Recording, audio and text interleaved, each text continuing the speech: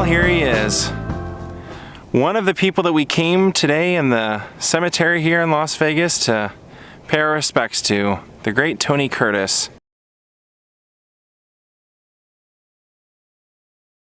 You know, Tony Curtis has like a really interesting story because he started out in New York in a Jewish family, a Hungarian Czechoslovakian family that was so poor that they actually had to put his two brothers up for adoption, or they had to put him in an orphanage for a month because they couldn't afford to feed him. And Tony would end up being in a gang while he was in high school, and one of his neighbors would actually get him out of that gang by sending him off to the Boy Scouts, believe it or not. So once he came out of there, he had a whole new respect for authority and ended up joining up based off of a movie. He saw Cary Grant in a movie and decided to join up with the submarine corps, and he was actually involved. He joined up after Pearl Harbor and was on duty and was actually one of the people who witnessed Tokyo surrender. He was actually on the boat a mile away when they surrendered. And then once he got out of the military, he ended up going to a pretty well-known acting school in Greenwich Village, and he was actually contemporaries with B. Arthur and Walter Matthau and people like that. And one of his teachers was David O. Selznick's sister. So David O. Selznick, who most of us know as being the producer of Gone with the Wind, she saw him as a 22, 23-year-old talent just doing the theater there in the school and recommended him to a talent agency, and by the age of 23 he had a contract with Universal Pictures. Now, of course, a lot of us probably know that Jamie Lee Curtis is Tony's daughter, but Tony had a pretty big career himself as an actor. He starred in Some Like It Hot. He was in a lot of kind of westerns, and they tried him in a little bit of everything because he was so good looking. They didn't really care if he could act. So originally he was in kind of cheesy, hokey movies, and then once he played Houdini with the woman who would eventually become his wife, Janet Leigh, he started getting good reviews, and they started putting him in better stuff, and he ended up doing Operation Petticoat, and he actually got Some Like It Hot because when he went to audition, he did a Cary Grant impression. He did that voice, and now most of us know Some Like It Hot. It's been voted by many different organizations as the funniest comedy of all time. And then Tony Curtis for like the 50s and 60s was a mainstay in just about everything, and then kind of his career slowed up, but he was an actor for 60 years. He would pretty much go on to do anything. He did a lot of TV movies, a lot of different independent movies and things like that, and lived a good life. Lived a long life, actually. Tony Curtis.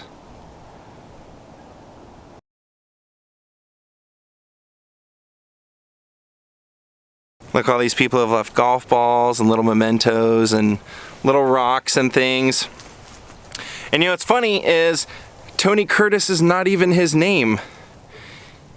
He was born Bernard Schwartz. And if you watched my Knott's Berry Farm vlog, what you might know is Tony Curtis' last wife actually owns one of the booths at Knott's Berry Farm. And Tony was, of course, a horse fanatic. In fact, his wife's booth at Knott's Berry Farm donates all of their proceeds towards horse adoption and taking care of horses. Now, Tony Curtis would be big enough on his own to come visit, but he's not the only famous person that's buried here that I want to pay our respects to. One of my favorite comedians of all time, one of the funniest people to ever appear on a stage, a man who made the word fug a word, and a man who constantly grabbed his chest saying he was coming to join Elizabeth until one day he finally did. Let's go find Red Fox's grave.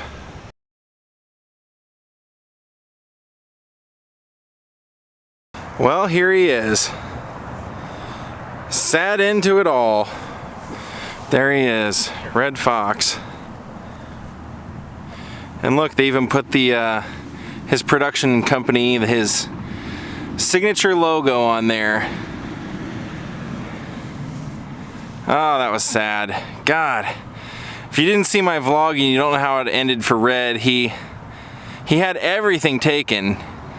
He hadn't paid taxes. He was an extremely generous guy and pretty much just gave friends money constantly throughout his whole life. And then when the IRS came and wanted like 20 years worth of back taxes and just hundreds of thousands of dollars, he didn't have it.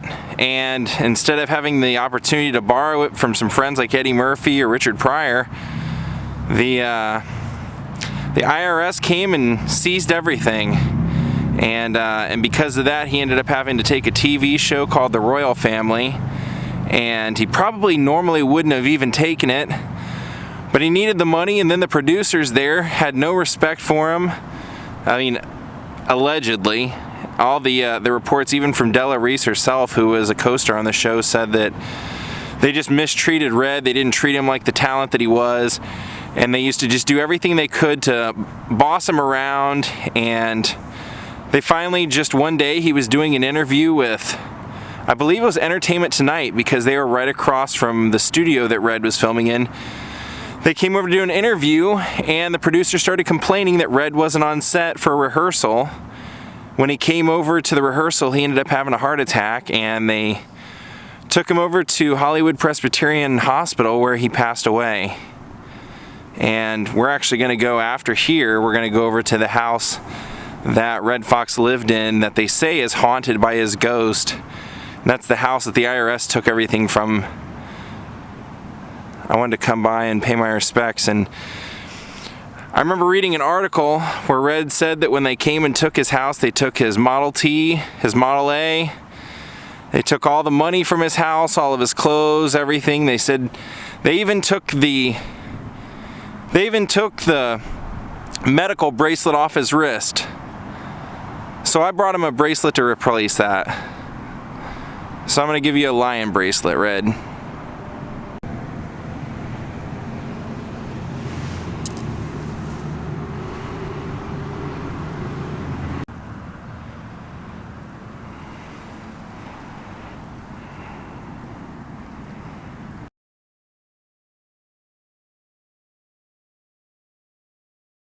Well, like I said, they came and took Red's house.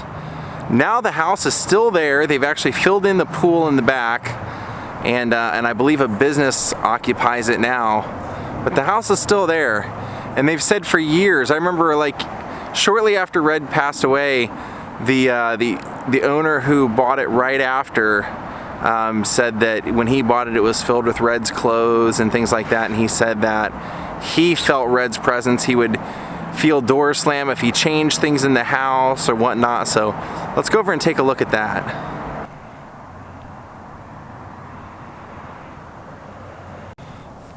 Nice geese. Well, as crazy as it is to believe, right here on this busy street in Las Vegas, this place right here on the corner was Red Foxx's house.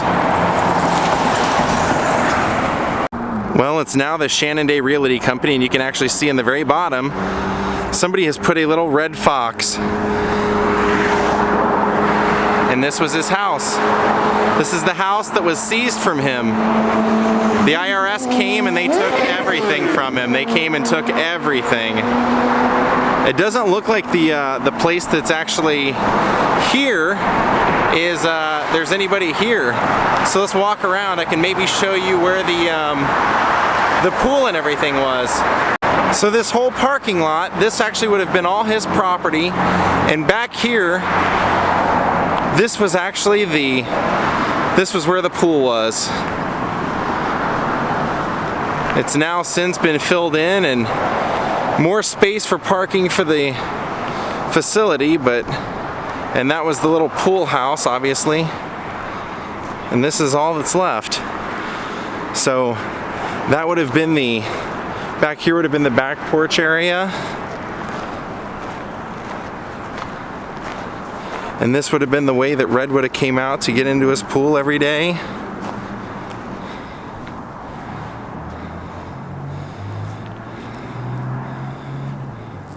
Very small house.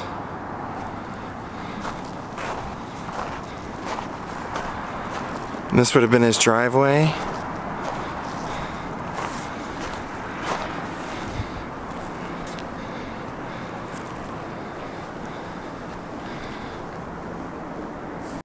And I'm sorry, that actually wouldn't have been the pool house. That would have been where Red parked his car. When they came and seized this, they actually seized his cars as well, and he had a few cars here, one of which, like I mentioned, he had a Model T and he also had a Model A.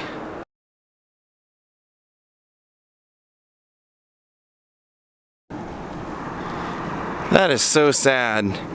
To think that the guy who used to be the head of Sanford & Son used to live here and have this house taken. Let's go up a little closer to the front doors as well.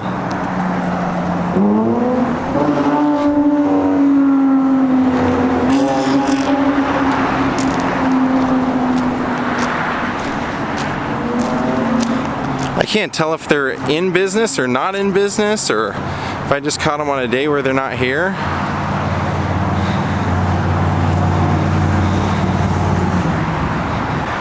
There's Red's front door. And check this out. Remember how I said when I went to the Sanford & Son Walk of Fame, I was like, I wonder whatever happened to Red's signature? Well, they moved it to here. Red Foxx 1969. And look, he made it with little pebbles. Well, I just tried to open the door and it's locked, so officially nobody is here.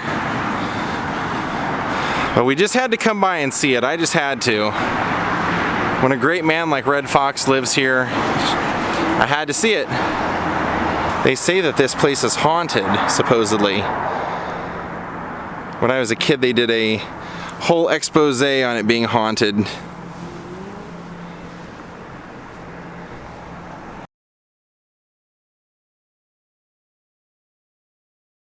And that's the piece of a statue of some sort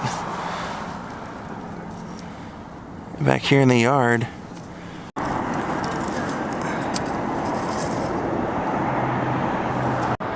Well, that would have been the garage right there. And the, oh no, I guess I was right.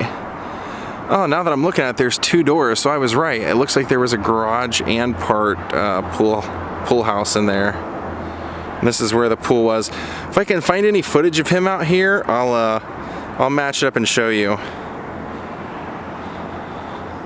This AstroTurf back here looks pretty old. That wouldn't surprise me if that were his. Or when he was here, you know. Looks like it's no longer inhabited by that business. Looks like it might be, they might be renovating it or something.